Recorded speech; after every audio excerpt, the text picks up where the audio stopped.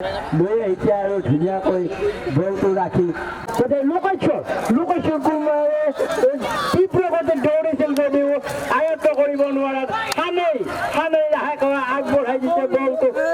জগত হাজৰিকাই বলটো আয়ত্ব কৰি লাহে লৈ আহিছে। এয়া বলটো বকুনে কাঢ়ি আনিছে। লাহেকৈ আকৌ লুকাই দৌৰিছিল যদিও বলটো আয়ত্ব কৰিব নোৱাৰাত বল আহি পাইছে জগত হাজৰিকাই, কিন্তু আয়ত্ব কৰিব নোৱাৰাত ইতিমধ্যে মাইছা গুৰাই সুন্দৰকৈ বলটো আয়ত্ব কৰিছিল, কিন্তু ইতিমধ্যে বলটো মাৰি পঠিয়ালে। বল আহি পাইছে চেণ্টাৰত, ইতিমধ্যে চেণ্টাৰত মাৰি পঠিয়াইছে দীঘল ৰাইজিং একাদশৰ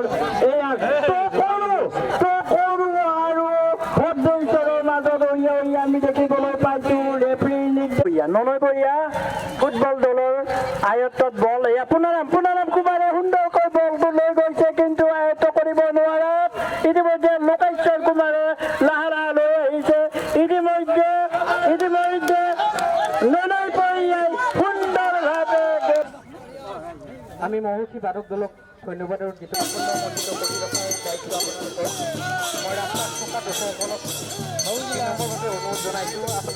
চেম্পাৰামে নোৱাৰিলে,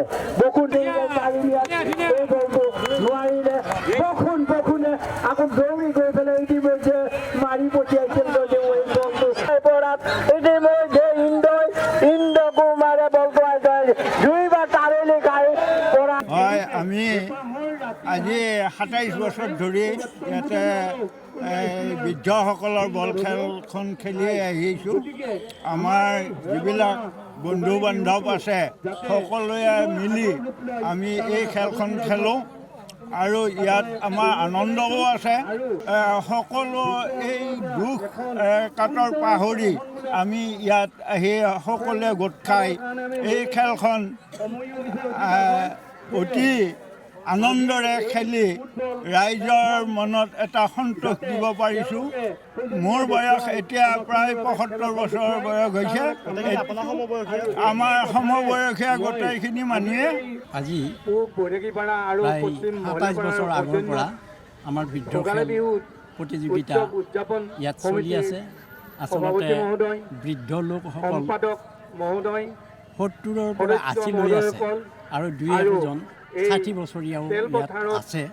গতিকে তেওঁলোকে ঘৰত এনেই বহি থাকি মন মাৰি থাকে, সেয়ে তেওঁলোকক আনি ইয়াত খেলা ধূলাৰ জৰিয়তে যাতে এটা সুন্দৰকৈ মুক্তভাৱে হাঁহি মাৰিব পাৰে, ধুনীয়া খেল প্ৰদৰ্শন কৰিব পাৰে, তাৰ কাৰণে এটা আমি বহুত আশা লৈ এই খেলখন পাতিছোঁ।